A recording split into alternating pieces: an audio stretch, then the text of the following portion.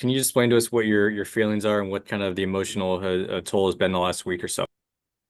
Yeah, I mean, definitely kind of a emotional roller coaster. That week was it's just kind of crazy. You don't know where you're gonna end up. So, but yeah, it's definitely different. I'm really excited to join the Blues. I've heard nothing but good things about the organization, about the group of guys. I think it'll be a great opportunity for myself. And but while saying that, I have nothing against Edmonton either. It was a great time there too. I'm gonna miss the guys, but excited for this opportunity for sure.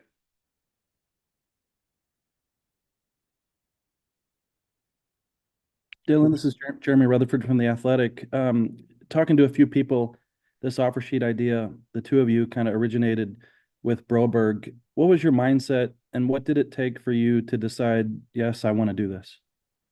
Yeah, I mean, there's so much more that goes into it than people think. Like people just think that you look at the numbers and it's like, oh, I'm gonna take the better number or whatever. But for myself, I mean, we were trying to get a number with Edmonton, and we were just pretty far off in our negotiations, I'd say. And then with St. Louis too, I was able to talk to Doug Armstrong before I signed it, and he kind of gave me the vision of where St. Louis is going as a team, just how they have such a good young group of like a young core group, and then their goals for the next couple of years. So I figured that I wasn't sure what was going to happen with the offer sheet, because when you sign it, they could get matched, it could not. But I figured that if like either way, it would have been a good option for me, and I'm excited that I have an opportunity to play for the Blues now. Hey Dylan, Lou Korek from NHL.com. Were you willing to do this just for the fact of you feel like maybe would have been more opportunity for you to maybe move up a lineup elsewhere and get more responsibility, and that would have been tougher to do maybe in Edmonton just because of the firepower and star power that they have? Yeah, I mean for sure. I definitely feel like I'm going to get more opportunity here in St. Louis. Yeah, like you said, Edmonton's got some pretty good star power up front, so it's going to be like near impossible to move those guys kind of out of their spots.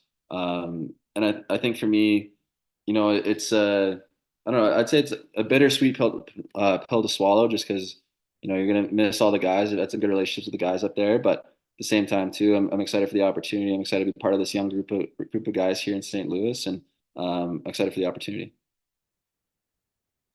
Just following up on Jeremy's question before, kind of what was the communication like between you and Phil throughout this process? Yeah, I talked to him a bit before.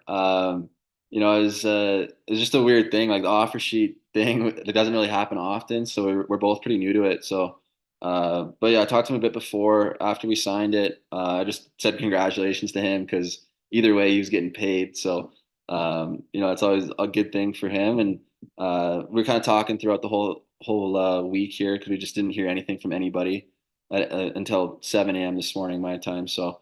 But then I've been texting a bit after, and it definitely feels better to be going somewhere with somebody that I know and I'm pretty close with. So, but yeah, I think that's about it for that one.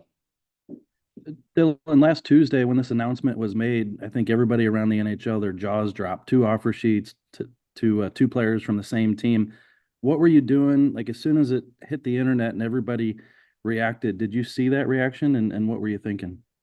Yeah, I did see the reaction. I knew it was coming out at 7:30 in the morning, so or yeah, 7:30 in the morning. So I always work out in the morning, so I'm at the gym with a few of the guys, and I kind of gave them a heads up, like, hey, this is gonna happen, and a few of them like didn't really like understand. They're like, oh, okay, like, and then it kind of blew up a bit. So I mean, it was kind of like the center of attention up here, and it was, I don't know, I was getting a bunch of mixed messages from fans on Instagram, but it is what it is. Edmonton's got passionate fans, and it's yeah, it's a kind of a crazy opportunity. Like you said, it doesn't happen often, but it is an opportunity that I couldn't really pass up.